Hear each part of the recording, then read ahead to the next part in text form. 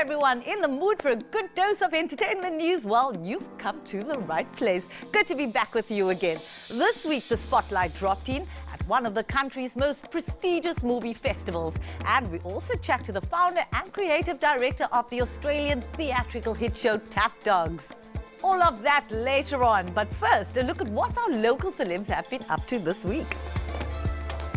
He's an award-winning rapper and songwriter, and at only 21, Nasty C now also owns his own music label. The rapper made the announcement on social media this week. The caption reads, "Proud to announce I'm a record label owner," much to the delight of his over 1 million followers. He goes on to say that Tall Racks Records has already signed its first client. Nasty C is known for hits like this one and many more. Ever gonna quit? Hell nah, hell nah. Will I dumb it down a bit? Hell nah, hell nah. And by the looks of things, this SA talent is fast becoming a force to be reckoned with. You know you're right. What more do I gotta say, man? And Eastern Cape-born beauty and media personality Lutando Shosha, known as Newt Love, is looking all sorts of fabulous on the cover of a well-known magazine. The former live AMP presenter shared her cover girl excitement via Instagram. Similarly, the magazine shared its September issue news with its readers, and it wasn't long before industry friends stepped in to wish her well. Queen Bee Benangmuteba, who herself is no stranger to the same music show, was one of the first to support her. And from one cover girl to another, Boichi Tulo is Cosmopolitan September issue cover girl. She shared the news via her Instagram. A few flavors, yeah, you know I got that. I'm dripping sauce, what you know about that? A sunray on the beast thing, yeah, beast thing on the Riesling, damn. We have to say this playful, sporty look really suits the SA actress. And by the looks of things, living up to the issue's top line, Own Your Throne. And ETV has just announced that one of its biggest soapies and proudly local production has reached a milestone of 6 million viewers. Scandal, which showcases some of the country's top actors, shared the good news via their website this week. The current storyline centers around the aftermath of the death of one of its characters, Siseko Langa, and the twists and turns surrounding his last will and testament. The show has been on air for over 13 years and still going strong. Here's to another 6 million viewers, ETV. And from television to the big screen, one of the country's biggest movie festivals is underway in Cape Town. The spotlight was at the opening night to chat to the cast and crew of an incredible feature film chosen to kickstart the big event. We're at the 8th annual Silver Scatum Festival, where the cream of the crop in local Afrikaans films come together. And what better way to kickstart the festival than with a heart-wrenching film that's based on a true story that made headlines a few years ago. Mense praat altyd asof hulle my storie ken. Al wat hulle weet is ek het 'n moord gepleeg. It's titled Ellen the Ellen Pakkie Story, a stark portrayal of a family battling the scourge around substance abuse. The story made headlines back in 2007 when Ellen Pakkies, a mother from Lavender Hill in Cape Town, murdered her drug addict son, A.B. Pakkies. Asseblief vergewe my. Vermoord. Die Here sal ons nie dra. Vir ons, hy is jou dad. It takes you on a hair-raising journey through a troubled relationship and what eventually pushes her over the edge.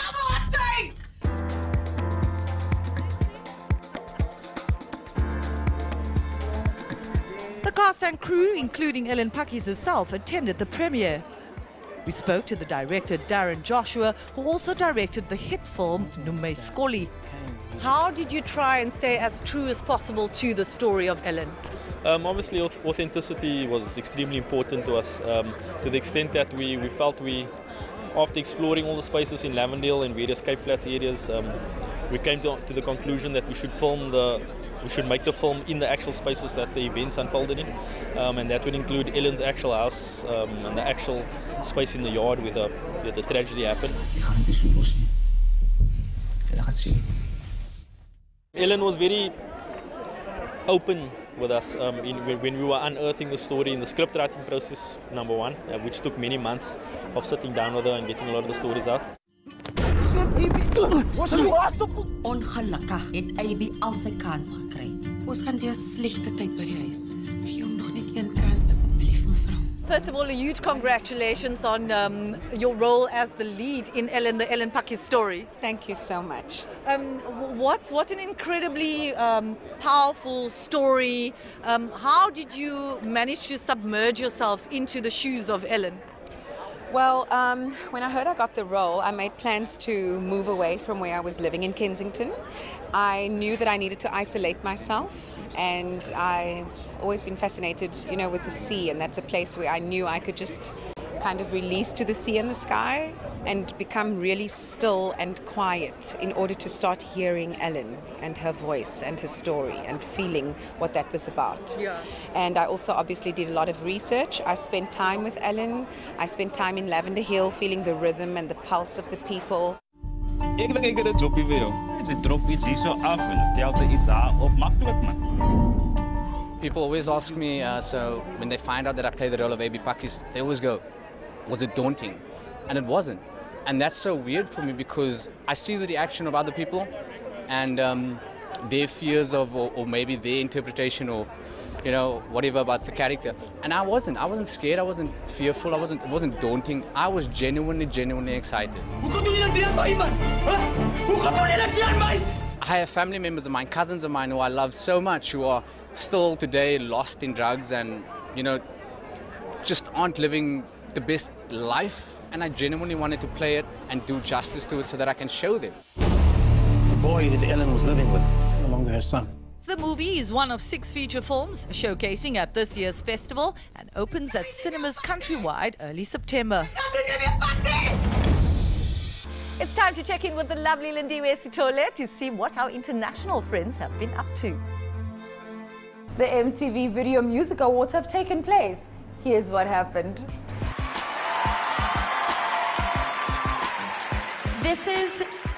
My hands are literally shaking. Former Fifth Harmony member Camila Cabello was the biggest winner of the night.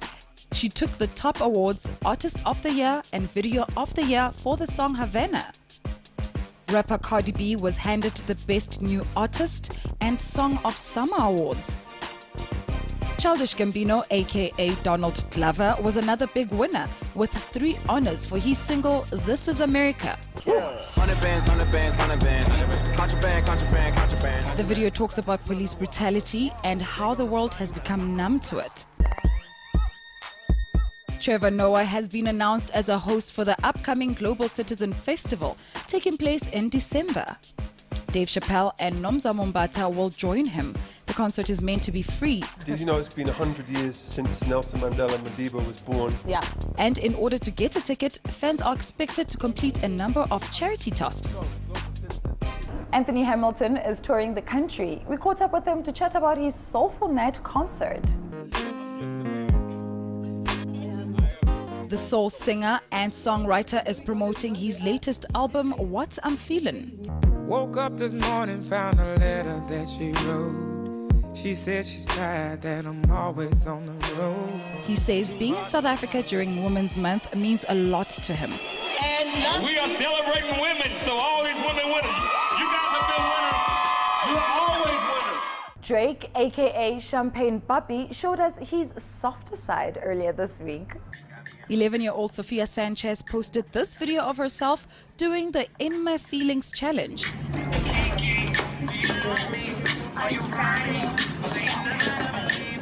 The young Drake fan shot the video at the hospital after receiving an open heart surgery. While she was recovering, she decided to do the challenge. You asked me to come, I'm here. What's up? The video made its way to the rapper, who then decided to pay the little girl a surprise visit in hospital. Drake and Sophia took a number of snaps. Oh, really?